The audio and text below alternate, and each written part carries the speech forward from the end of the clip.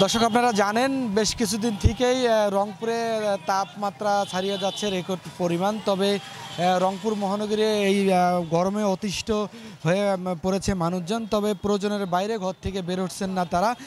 আবহাওয়া অফিস সূত্রে জানিয়েছে আজকের তাপমাত্রা এখন পর্যন্ত 36 ডিগ্রি সেলসিয়াস রেকর্ড করা হয়েছে। তবে এই যে তাপমাত্রা গতকালকে যে তাপমাত্রা ছিল 33 ডিগ্রি সেলসিয়াস, আজকে তার তুলনায় 3 গুণ বেশি।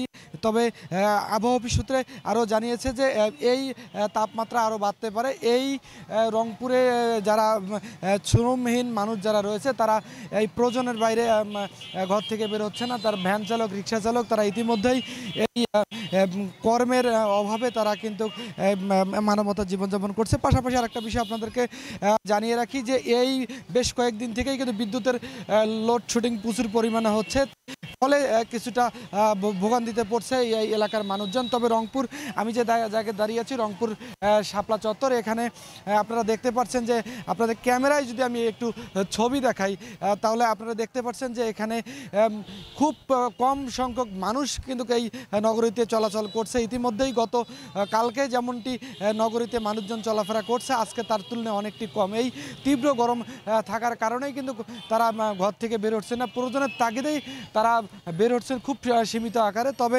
যারা শ্রমজীবী মানুষ রয়েছে তারা কিন্তু বলছেন যে এই তীব্র গরমের কারণেই যাত্রী সংখ্যা অনেকটাই কম থাকার কারণে তারাও কিন্তু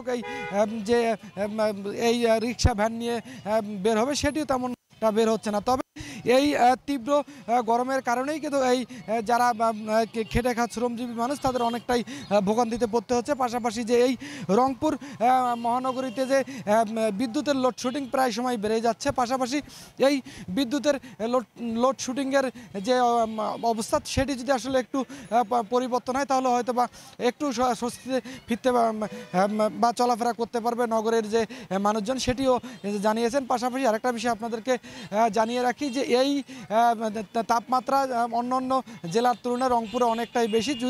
এইভাবে যদি তাপমাত্রা বৃদ্ধি হতে থাকে তাহলে হয়তো বা যারা শ্রমজীবী মানুষজন, যারা সাধারণ মানুষ, তাদের অনেকটাই অশান্তিতে পড়তে হবে। পাশাপাশি আমরা ইতিমধ্যেই রংপুর মেডিকেল কলেজ হাসপাতালে দেখেছি যে এই তীব্র গরমের কারণেই কিন্তু রোগীর সংখ্যা অনেকটাই বেড়েছে। এই ভ্যাপসা গরম যদি এভাবে থাকতে থাকে অনেকটা এই যে গরমে যে রোগবালাই হয় সেটিও কিন্তু আকার ধারণ করছে প্রতিনিয়ত। তবে গতকালকের চেয়ে আজকে কিন্তু এই যে তীব্র গরমের যে তাপমাত্রা বেশি হওয়ার কারণে মানে রোগীর সংখ্যা অনেকটাই মেডিকেল বৃদ্ধি হয়েছে। এই ছিল তীব্র গরমের শাপলা চত্বর থেকে আমার কাছে সর্বশেষ সংবাদ। Abdur Rahman Rasel, global television, Rangpur.